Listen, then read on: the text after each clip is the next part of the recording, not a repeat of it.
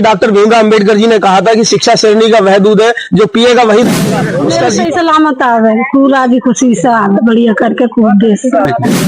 सुमित कुमार है और मैं सदरुद्दीन नगर यूपी बदायूं का रहने वाला हूँ।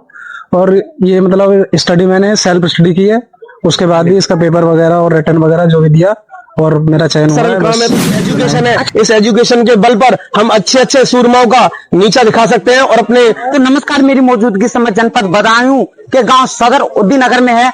यहाँ पर सबसे गर्व की बात यह है कि सदर उद्दीन नगर में अग्निवीर में जो सुमित लड़का चयनित हुआ है, देश की सेवा के लिए चयनित हुआ है, उसके लिए सभी ग्रामवासी उसके लिए रवाना कर रहे हैं। तभी वहां पर मैं जो चयनित हुआ है लड़का, उसके माता पिता से बात करते हैं कि इसकी पीछे की क्या क्या रणनीति रही है, कहां कहां से उस लड़के ने कोचिंग की है, क्या किस तरीके से उसने पढ़ाई की है। मैं लड़के की मां से बात करना चाहूंगा। तो आपका लड़का देश की सेवा के लिए जा रहा है, तो इसके लिए आप क्या कहना चाहेंगे? सबसे गर्व की बात यह है कि आपके छोटे से गांव से आपका लड़का देश की सेवा के लिए जा रहा है, तो इसके लिए आप क्या कहना चाहेंगे? मेरे सही सलामत आवे पूरा जी खुशी से बढ़िया करके खूब देश। अच्छा, देश की सेवा करें। आप देख सकते हैं पूरे गांव में कितना खुशी का माहौल है कि इस गांव से कितने लड़के देश की सेवा के लिए जा चुके हैं। दिन रात लड़के जा चुके हैं। कितने? मेरा तो पहला है। ये अपने आप में बहुत बड़ी बात है कि इस गांव से सबसे पहले जो देश की सेवा के लिए जा रहे हैं वो सुमित भाई जा रहे हैं। तो सुमित भाई से जानने की बात करेंगे कि इसकी पीछे की क्या वजह रही है। सुमित भाई, बहुत बहुत स्वागत आपका हमारे न्यूज चैनल में। मेरा नाम सुमित कुमार है और मैं सदरुद्दीन नगर यूपी बदायूं का रहने वाला हूँ।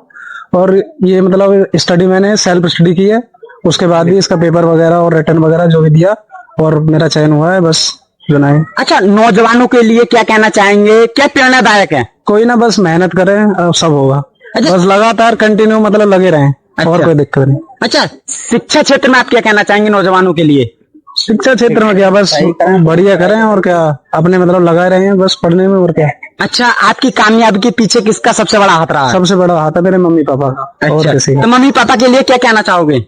बस मेरे मम्मी पापा बढ़िया रहे हैं। तो आप देख सकते हैं पूरे गांव में खुशी का माहौल है और इसी बीच में किसी पहचान के मोहताज नहीं, हमारे बड़े भाई क्या मुकेश कुमार प्रजापति समाज सेवी उनके लिए ट्रेनिंग पर रवाना करने के लिए यहाँ पहुंचे हैं। तो उनसे बात करेंगे, उनसे बात करने की कोशिश करेंगे। जी मुकेश भाई, बहुत बहुत स्वागत आपका। पत्रकार महोदय, आपका यहाँ इस गांव में, ये मेरी बुआ जी की गांव है। अच्छा। और जिस बच्चे का जो चयन हुआ है सुमित कुमार प्रजापति, ये मेरा भतीजा है। आपका बहुत बहुत धन्यवाद करते हैं सब गांव वासियों की तरफ से और अपने परिवार की तरफ से।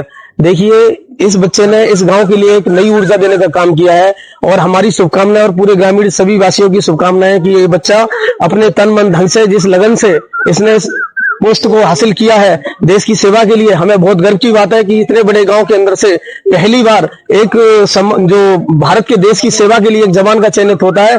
इसके लिए हम इनके जो मुख्य तौर से माँ बाप हैं उनके लिए बहुत बहुत धन्यवाद देना चाहते हैं कि उनके बेटे ने अब इतनी कड़ी मेहनत कर एक संघर्ष कर इस जैसे क्षेत्र में रहकर जहाँ बहुत सारी सुविधाओं का अभाव है, उसके बावजूद भी एक ऐसी नौकरी के लिए चयन हुआ है। इसके लिए दोनों सर्वप्रथम माँ बाप के लिए, और जो सबसे बड़ी खुशी की बात है, देखिए कहते हैं ना मूल से प्यारा धन होता है। आज जो हमारे फूफा जी हैं यहाँ पे, बुआ जी का स्वर्गवास हो गया, अगर वो होती तो शायद बहुत स्वाभाविक पल होते। उस फूफा जी जो इनके दादाजी, उनके लिए बहुत गर्व का और प्राउडफुल समय है ये कि देखिए किसी दादा का अगर पोता, दादाजी नहीं है इनके? नहीं, दादाजी है, लेकिन मैं वही कह रहा हूँ, बहुत ये गर्व का पल है कि जिस दादा का पोता आज देश की सेवा के लिए चयनित हो रहा है। तो इससे बड़ी खुशी गांव वालों के लिए, परिवार वालों के लिए, इससे हमारा समाज का नाम रोशन हो रहा है, हमारे गांव का नाम रोशन हो रहा है, हमारे क्षेत्र का नाम रोशन हो रहा है। मैं सभी गांव के जितने भी नौजवान युवा हैं, देखिए डॉक्टर भीमराव अंबेडकर जी ने कहा था कि शिक्षा श्रेणी का वह दूध है जो पिएगा वही दौड़ेगा। उसका जीता जागता उदाहरण है कि जिस तरीके से हमारे इस भाई का चयन हुआ है, इस गांव का युवा